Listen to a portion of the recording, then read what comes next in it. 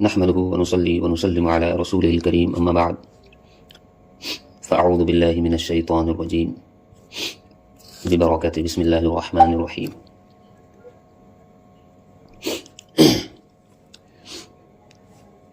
مسلسل کئی درسوں میں قاعدے کے تعلق سے، چاہے وہ قاعدہ اولیٰ ہو یا قاعدہ اخیرہ، اس کے چند مسائل جو ضروری تھے وہ آپ کی خدمت میں پیش کیے گئے اللہ کی توفیق سے۔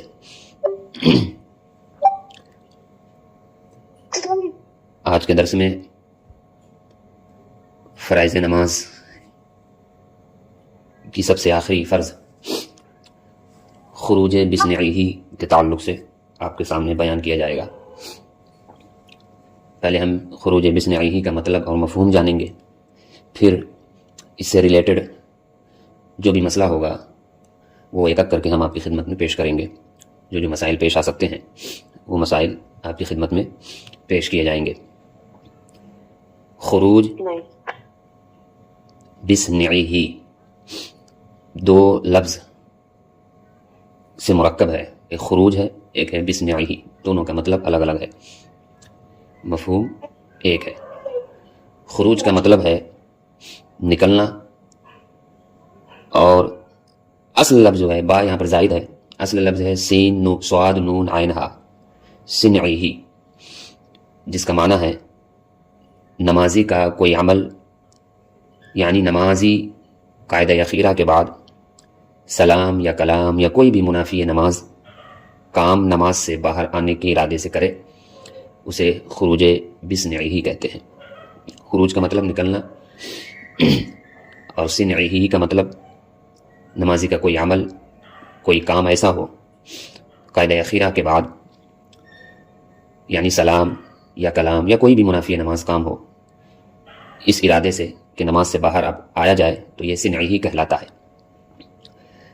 یاد رہے، سلام کے ذریعے سے ہی باہر آنا واجب ہے، سمجھ رہے؟ سلام کے ذریعے سے ہی نماز سے باہر آنا واجب ہے۔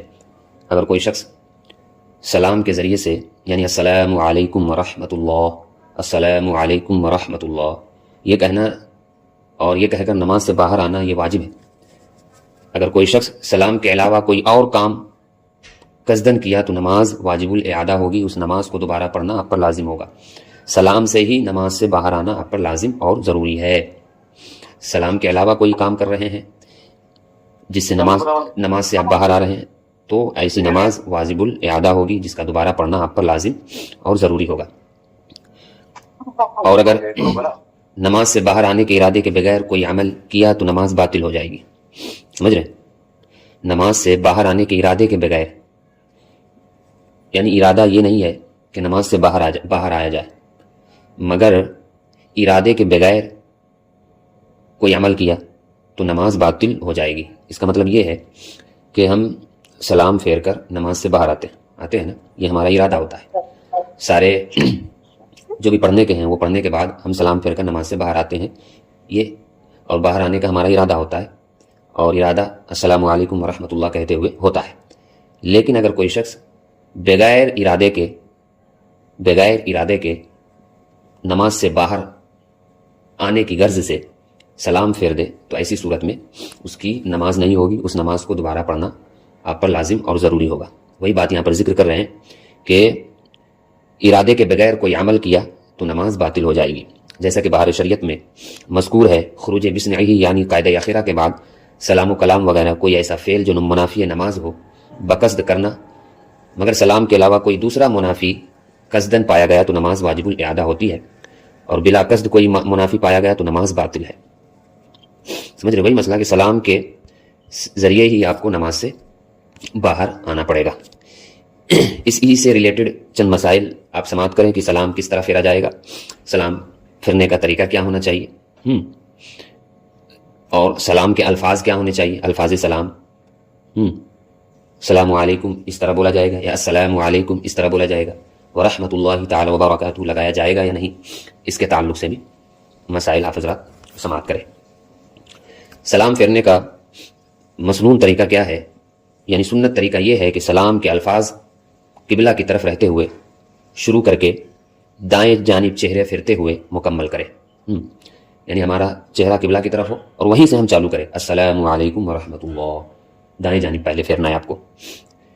اسی طرف بائیں جانب سلام پھیرتے وقت سلام کے الفاظ قبلہ سے شروع کر کے، سمجھ رہے، یعنی السلام علیکم ورحمۃ اللہ، ادھر آ گئے، پھر ہم اپنا منہ قبلہ کی جانب کر لیے، پھر وہاں سے ہم چالو کریں گے السلام علیکم ورحمۃ اللہ، اس طرح۔ یہ ہے مسنون طریقہ، یعنی قبلہ کی جانب سے السلام علیکم ورحمۃ اللہ کے الفاظ شروع کرے اور قبلہ کی جانب سے السلام علیکم ورحمۃ اللہ کے الفاظ کو ختم کرے دوسری جانب۔ یہ ہے سلام کرنے کا طریقہ، مسنون طریقہ نماز سے باہر آنے کے لیے، سمجھ رہے۔ اور آگے اسی سلام پھیرنے کے تعلق سے جو مسائل ہیں وہ سماعت کرے۔ جب سلام کے لیے منہ پھیرنا شروع کرے تو ساتھ ہی ساتھ السلام علیکم ورحمۃ اللہ بھی کہنا شروع کرے۔ جب پورا منہ پھیر لے تو سلام کے الفاظ بھی ختم ہو جانے چاہیے۔ کچھ لوگ کیا کرتے ہیں معلوم، منہ ابھی پورا پھیرا بھی چلا گیا ہے پھر بھی سلام کے الفاظ کچھ باقی رہتے ہیں، ایسا نہیں ہونا چاہیے۔ ایسی صورت میں نماز تو آپ کی ہو جائے گی مگر یہ طریقہ درست نہیں ہے۔ منہ پھیرا گیا تو سلام کے الفاظ بھی ختم ہو جانے چاہیے، سمجھ رہے، السلام علیکم ورحمۃ اللہ، منہ پھیرا گیا ساتھ ہی سلام کے الفاظ بھی ختم ہو گئے۔ کچھ کیا کرتے ہیں، منہ پھیرا چلا گیا ہے مگر کچھ الفاظ سلام کے ابھی باقی ہی ہیں، تو ایسا طریقہ بھی درست نہیں ہے، سمجھے۔ جب منہ پھیر لے تو سلام کے الفاظ بھی ختم ہو جانے چاہیے۔ باہر شریعت میں ہے امام داہنے سلام میں خطاب سے ان مقتدیوں کی نیت کرے جو داہنی طرف ہے اور بائیں سے بائیں طرف والوں کی، نیز دونوں سلاموں میں کرامن کاتبین اور ان ملائکہ کی نیت کرے جن کو اللہ عز و جل نے حفاظت کے لیے مقرر کیا، اور نیت میں کوئی عدد معین نہ کرے۔ یہاں پر ایک مسئلہ ذکر کیا جا رہا ہے کہ جب ہم سلام پھیرے تو ہماری نیت کیا ہونی چاہیے، ہماری نیت کیا ہونی چاہیے، اور یہ ضروریات میں سے نہیں ہے۔ اگر آپ نیت بھی نہیں کریں گے تب بھی آپ کی نماز ہو جائے گی۔ یہ بہتر اور افضل طریقہ آپ کے سامنے پیش کیا جا رہا ہے۔ جو ضروریات ہوگی میں اس کو آپ کے سامنے پیش کر دوں گا کہ یہ ضروری ہے، اس کو کرنا آپ پر لازم ہے، نہیں تو ایسی صورت میں نماز ہی نہیں ہوگی۔ بہتر طریقہ یہ بتایا جا رہا ہے کہ جب امام سلام پھیرے تو سلام پھیرتے وقت اس کی نیت یہ ہو کہ ہم مقتدی کو سلام کر رہے ہیں، یعنی ادھر والے مقتدی کو، اور ساتھ میں اس کی یہ بھی نیت ہو کہ ہمارے دونوں کندھوں پر جو فرشتے بیٹھے ہوئے ہیں جن کو کرامن کاتبین کہا جاتا ہے۔ کرامن کاتبین کے بارے میں تو آپ جانتے ہی ہوں گے، ایک فرشتے ہمارے نیکیاں لکھتے ہیں اور ایک فرشتے ہمارے برائیاں لکھتے ہیں۔ اب ایک سوال یہ پیدا ہوتا ہے، اللہ تبارک و تعالیٰ کو تو ہر چیز کا علم ہے، پھر یہ فرشتے نیکیاں کیوں لکھ رہے ہیں؟ تو اس کا جواب یہ ہے کہ بروز محشر اگر تم خدا کی بارگاہ میں مکر جاؤ، نہیں میں نے یہ نہیں کیا، تو یہ فرشتے گواہ بنے کہ ہاں میں نے دیکھا ہے اس ٹائم یہ کر رہا تھا، تاکہ تمہارا کوئی عذر نہ چلے، سمجھ رہے، تاکہ وہاں تمہارا کوئی عذر نہ چلے۔ یہ ہے مصلحت، سمجھ رہے۔ ذہن میں سوال پیدا ہو سکتا ہے کہ اللہ تبارک و تعالیٰ کو تو ہر چیز معلوم ہے، ہر چیز کا علم ہے اسے، پھر یہ فرشتے نیکیاں کیوں لکھ رہے؟ تو جواب یہی ہے کہ بروز محشر جب تمہارے اعمال تولے جائے، تمہارے اعمال کا حساب و کتاب ہو اور تمہیں بتایا جائے کہ یہ کرتوت ہے تمہارے، اور تم اگر اس دن مکر جاؤ کہ میں نے یہ نہیں کیا، میں نے یہ نہیں کیا، تو پھر گواہ کے طور پر کرامن کاتبین آپ کے سامنے پیش کیے جائیں گے، پھر وہ گواہی دیں گے کہ مولا اس دن اس وقت اس لمحے میں اس نے یہ چیزیں کی تھی۔ سمجھ رہے بات کو؟ ہاں، تو سلام پھیرنے میں ہماری کیا نیت ہونی چاہیے؟ ہماری نیت یہی ہونی چاہیے، خصوصاً ہماری بہنوں کی جو اکیلے نماز پڑھتی ہے، تو ان کی کیا نیت ہونی چاہیے؟ ان کی نیت یہ ہونی چاہیے کہ ادھر والے جو فرشتے ہیں ان کو میں سلام کر رہی ہوں، اور جو فرشتے ہماری حفاظت میں لگے ہوئے ہیں، ہماری حفاظت میں لگے ہیں، ہمیں پروٹیکٹ کر رہے ہیں، ان کو میں سلام کرتی ہوں۔ پھر اس جانب سلام پھیرے تو نیت کیا ہونی چاہیے؟ ادھر جو فرشتے ہمارے کندھے پر بیٹھے ہیں، جو چیزیں لکھ رہے ہیں، ان کو سلام کرتی ہوں، اور جو بھی فرشتے میرے پروٹیکشن میں لگے ہوئے ہیں، میری حفاظت کے لیے ہیں، ان کو سلام کر رہی ہوں۔ یہ ہماری نیت ہونی چاہیے۔ اسی بات کو یہاں پر ذکر کیا جا رہا ہے کہ مقتدی بھی ہر طرف کے سلام میں اس طرف والے مقتدیوں اور ان ملائکہ کی نیت کرے، نیز جس طرف امام ہو اس طرف کے سلام میں امام کی بھی نیت کرے، سمجھ رہے، اور امام اس کے محاذی ہو تو دونوں سلاموں میں امام کی بھی نیت کرے، اور منفرد صرف ان فرشتوں ہی کی نیت کرے۔ وہی بات ہے جو اکیلے نماز پڑھ رہے ہیں وہ صرف فرشتوں کی ہی نیت کرے۔ تو یہ ہے طریقہ سلام پھیرنے کا جو آپ کے سامنے پیش کیا گیا۔ قاعدہ اخیرہ، یہ فرائض نماز میں سے آخری فرض ہے۔ آخری فرض نہیں، اس کے بعد ایک فرض اور ہے، خروج بسمعہ، جس کا مطلب اور مفہوم آپ کے سامنے پیش کیا گیا کہ اس کا مطلب اور مفہوم یہ ہے کہ سلام پھیر کر نماز سے باہر آنا، سلام کے علاوہ کوئی چیز کر کے نماز سے باہر نہیں آ سکتے، اگر کوئی شخص اس طرح کرے گا تو وہ نماز واجب الاعادہ ہوگی، اس کو دوبارہ پڑھنا لازم اور ضروری ہوگا. سمجھ رہے؟ لازم اور ضروری ہوگا. اب آتے ہیں قاعدہ اخیرہ میں کیا کیا چیزیں پڑھنا ضروری ہے. ہم دوسری رکعت اگر فجر کی پڑھ رہے ہیں تو دوسری رکعت میں قاعدہ اخیرہ ہے، ظہر کی پڑھ رہے ہیں تو چوتھی رکعت میں قاعدہ اخیرہ ہے، اور اگر عصر کی پڑھ رہے ہیں تو چوتھی رکعت میں قاعدہ اخیرہ ہے. اسی طرح مغرب کی پڑھ رہے ہیں تو تیسری رکعت میں قاعدہ اخیرہ ہے. تو قاعدہ اخیرہ میں ہمیں کیا کیا پڑھنے چاہیے اور کس طرح بیٹھنے چاہیے.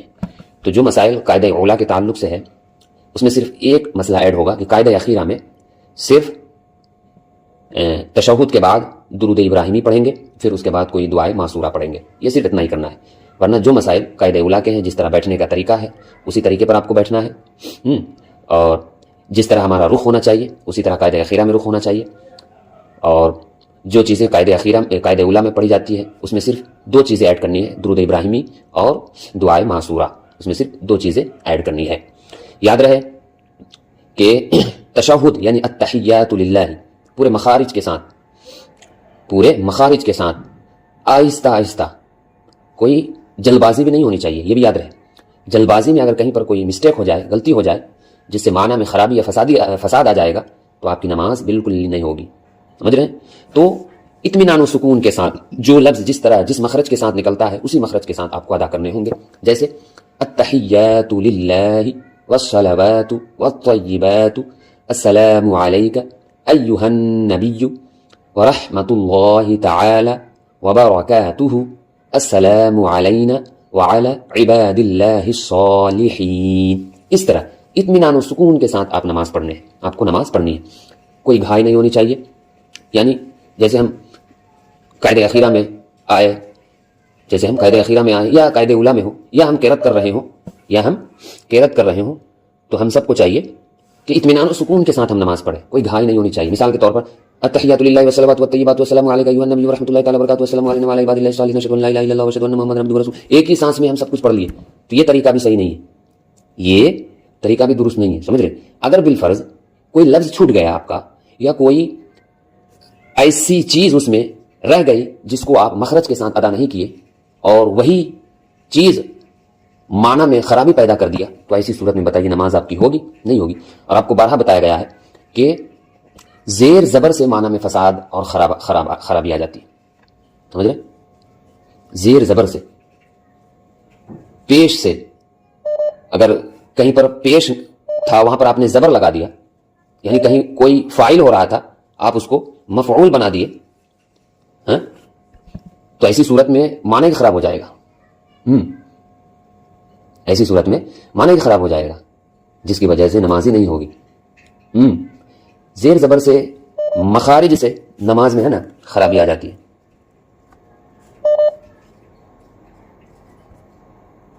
تو ہم سب کو چاہیے کہ جب بھی ہم خاص طور پر نماز جب ہم پڑھیں تو پورے اطمینان و سکون کے ساتھ، اور کوئی گھائے جلد بازی نہیں ہونی چاہیے. جو بھی کام ہو پہلے کر لے، اور اگر جو وقت نماز میں زیادہ آپ کو مل رہا ہے، جیسے مغرب ہوا، مغرب میں وقت زیادہ نہیں ملتا ہے، تو جب مغرب کی اذان ہو جائے، پچھلے درسوں میں نے اوقات نماز کے تعلق سے پورا ڈسکس کیا ہے، کون سی نماز کا کب وقت چالو ہوتا ہے، کب ختم ہوتا ہے. تو جو لوگ نیو ہے تو میرے پرانے درسوں کو سنتے رہیں تاکہ آپ کے علم میں مزید اضافہ ہوتا رہے. تو جو بھی کام ہو، بات بتائی جا رہی ہے کہ جو بھی کام ہو، سارے کاموں سے آپ فرصت ہو جائے، پھر اس کے بعد نماز چالو کریں. اور جس نماز میں وقت کم ملتا ہے تو ہو سکے تو یہ آپ ایک شیڈول بنا لیں کہ اس کی نماز پڑھنے کے بعد میں یہ سب کام کروں گے. ایک شیڈول بنا لیں. جیسے مغرب کی نماز ہوئی، اس میں آپ کو تھوڑا کم وقت ملے گا تو مغرب کے بعد کام کریں. تو نماز کے معاملے میں بارہا اور آج بھی بتا رہا ہوں کہ اطمینان و سکون و چین کے ساتھ نماز پڑھیں.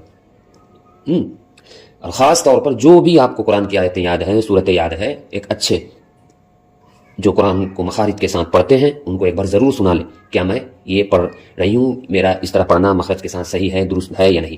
ایک ایگزامپل میں آپ کے سامنے پیش کرتا ہوں اور معنی میں دیکھنا کتنی بڑی خرابی آ جاتی ہے. ایک ایگزامپل میں آپ کے سامنے پیش کرتا ہوں.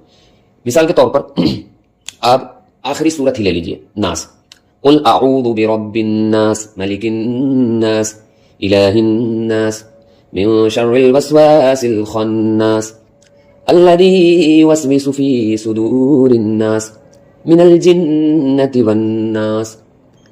یہ ہے سورہ ناس. تو دیکھیے اس کا معنی اور مفہوم یہی ہے. پہلے اس کے معنی پر ہم غور کرتے ہیں کہ اس کا معنی کیا ہے. پھر اس کے بعد دیکھیے اگر ایک ہلکی سی زیر زبر کا مسٹیک ہو جائے تو معنی کتنا بدل جائے گا، پھر اس پر ہم غور کریں گے. دیکھیے قل اعوذ برب الناس، تم کہو میں اس کی پناہ میں آیا جو سب لوگوں کا رب ہے. ملک الناس، میں اس کی پناہ میں آیا جو سب لوگوں کا بادشاہ ہے. الہ الناس، میں اس کی پناہ میں آیا جو سب لوگوں کا خدا ہے. من شر الوسواس الخناس، اس کے شر سے جو دل میں برے خطرے ڈالے اور دبک رہے، وہ جو لوگوں کے دلوں میں وسوسے ڈالتے ہیں. ان تمام چیزوں سے اللہ کی پناہ. اب دیکھیے آگے کون ہے جو لوگوں کے دلوں میں وسوسے ڈالتے ہیں، برے خیالات پیدا کرتے ہیں. من الجنت، جنات میں سے ہے اور لوگوں میں سے ہے. کچھ لوگ بھی لوگوں کے دلوں میں برے خیالات پیدا کرنے کی کوشش کرتے ہیں. اور وہ برے خیالات کیا ہے؟ ارے ابھی ٹائم ہے، چلو بعد میں نماز پڑھ لینا. اچھے خیالات نہیں، برے خیالات. ارے ابھی مت کرو، تھوڑی دیر کے بعد کر لینا.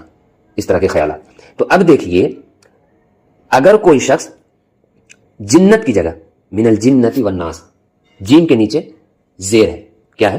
جیم کے نیچے زیر ہے. اگر کوئی شخص جنت من الجنت والناس، جیم کے نیچے زبر نہ پڑھے بلکہ جیم کے نیچے زیر نہ پڑھے بلکہ زبر پڑھ دے، من الجنت والناس، من الجنت والناس، پورا معنی ہی چینج ہو جائے گا. بتاؤ، جو جنت کی خواہشیں کر رہا ہے، جو جنت کی آرزویں کر رہا ہے، جو جنت کی طرف جانے میں طرح طرح کی نیکیاں کر رہا ہے، وہی جنت سے پناہ مانگے گا؟ نہیں نا. کیا وہ جنت سے پناہ مانگے گا؟ جو جنت کی خواہشیں، آرزویں، جنت کو پانے کے لیے کیا کیا نیکیاں کر رہا ہے، اللہ کو راضی کر رہا ہے، اس کے رسول کو راضی کر رہا ہے، عقیدے پر قائم ہے، ضروریات دین پر قائم ہے، ضروریات اہل سنت و جماعت پر قائم ہے، فروعی مسائل پر قائم ہے، عقیدے درست ہیں، مسلک درست ہے. ساری چیزیں کا نچوڑ کیا ہے، نتیجہ کیا ہے؟ انعامات خدا کی بارگاہ سے. کیا؟ خدا کی بارگاہ سے انعامات، نوازشات، رحمتیں، برکتیں. اور یہ کہاں ملتی ہے؟ جنت کی شکل میں ملتی ہے. تو اب اگر کوئی شخص من الجنتی، جہاں پر جنات سے پناہ مانگنے کے لیے کہا جا رہا ہے کہ جنات سے پناہ مانگو اور ایسے لوگوں سے پناہ مانگو جو تمہیں بہکاوے، جو تمہیں دلوں میں برے خیالات پیدا کرے، جو تمہیں نیک راہ سے ہٹا دے، ایسے لوگوں سے پناہ مانگنے کے لیے کہا جا رہا ہے. تو اسی زیر و زبر میں اگر ہم غلطی کر دیں اور جنات کی جگہ ہم جنت پڑھ دیں تو پورا معنی ہی غلط ہو جائے گا. پورا معنی ہی غلط ہو جائے گا. تو بتانے کا جو مقصد ہے وہ یہی ہے کہ جب بھی آپ نماز کے لیے کھڑے ہو تو پورے اطمینان و سکون کے ساتھ نماز پڑھے. اگر 10 منٹ 15 منٹ 20 منٹ زائد ہی لگ جا رہا ہو تو مگر اطمینان و سکون کے ساتھ نماز پڑھے. جو چیز بھی نماز میں پڑھنے کے لیے ہے اس کو پورے مخارج کے ساتھ ادا کرے، پورے مخارج کے ساتھ پڑھے. ایک ایگزامپل میں دیتا ہوں. ایک ہے سین اور ایک ہے بڑی شین. ایک ہے سین اور ایک ہے بڑی شین. دیکھیے شاکر، بڑی شین سے کیا مطلب ہے؟ شکر کرنے والا. ایگزامپل دے رہا ہوں، بہت بڑا ایگزامپل ہے. اس کو مخرج کی کیا اہمیت ہے وہ میں آپ کے سامنے پیش کر رہا ہوں. ایک ہے سین، چھوٹی سین، اور ایک ہے بڑی شین. ایک ہوتا ہے شاکر یعنی اللہ کا شکر کرنے والا، اللہ کا شکر کرنے والا بڑی شین سے. اب اسی کو اگر ہم چھوٹی سین سے پڑھیں گے تو معنی بالکل لیا چینج ہو جائے گا. اور وہ معنی کیا ہوگا؟ نشہ کرنے والا. ساکر یعنی نشہ کرنے والا. تو دیکھ رہے ہیں مخارج کا کتنی اہمیت ہے. اور بہت سارے لوگوں کو ابھی بھی شین نکالنے نہیں آتا. تو پریکٹس کرے، سیکھنے کی کوشش کرے. کوئی بھی چیز ایسی نہیں ہے جس کو پریکٹس کرنے کے بعد، سیکھنے کے بعد اس چیز کو، ہے نا، وہ چیز نہ آ سکے. اور ہم کاہل ہو گئے، سست ہو گئے، ہم پریکٹس کرنا ہی نہیں چاہتے اور اس دن میں پیش کر دیتے ہمیں نہیں آتا نکالنا، ہمیں نہیں آتا بولنا. ارے بھائی کوشش تو کرو بولنے کے لیے، اللہ خود مدد کر دے گا. دیکھ رہے ہیں کہاں شکر کرنے والا اور کہاں نشہ کرنے والا. صرف نقطے کے فرق نے معنی کو بدل دیا. نقطے کے فرق نے معنی کو بدل دیا. تم آج کے درس کا جو خلاصہ ہے وہ یہی ہے کہ سلام پھیرنے کا طریقہ کیا ہونا چاہیے، اور دوسری بات کس طرح سلام پھیرے، اور سلام پھیرنے میں ہماری نیت کیا ہونی چاہیے. اور اگر کوئی شخص ان نیتوں کے ساتھ نماز نہ پڑھے تو اس کا کیا حکم ہوگا. دوسرا مخارج کی کیا اہمیت ہے، اس کے تعلق سے بھی آپ کے سامنے ڈسکس کیا گیا. بہت ہی بڑا رول ہے مخارج کا, اس کو ذہن میں بٹھا لیجئے. مخرج کو بہت ہی بڑا رول ہے. اگر عین کی جگہ آپ نے حمزہ نکال دیا معنی بدل جائے گا, کیونکہ عین والا لفظ کا معنی کچھ اور ہو جائے گا اور حمزہ والا لفظ کا معنی کچھ اور ہو جائے گا. اگر پیش کی جگہ آپ نے زبر پڑھ دیا تو معنی بدل جائے گا. فاعل کی جگہ آپ مفعول بنا دیں گے اس چیز کو. اسی طرح زیر کی جگہ آپ نے زبر پڑھ دیا تو معنی بدل جائے گا. یہ تو حرکات میں غلطیاں ہوئی. اور ایک ہوتا ہے ادائیگی الفاظ میں غلطیاں. قاف, کاف, سین, شین, صاد, ضاد, طا, ظا, اس طرح میں اگر غلطیاں ہوگی, تو کی جگہ آپ نے تا پڑھ دیا تو بھی معنی میں غلطی آ جائے گی. زا کی جگہ آپ نے زا پڑھ دیا, معنی میں غلطی آ جائے گی. رال کی جگہ آپ نے زا پڑھ دیا تو معنی میں غلطی آ جائے گی. اگر ان تمام چیزوں کو ذہن و دماغ میں آپ بٹھا کر چلے, اور اگر آپ مخرج کے ساتھ نہیں پڑھے ہیں تو خدا را سب سے پہلے قرآن پاک کو مخرج کے ساتھ پڑھنے کے بارے میں سوچیں.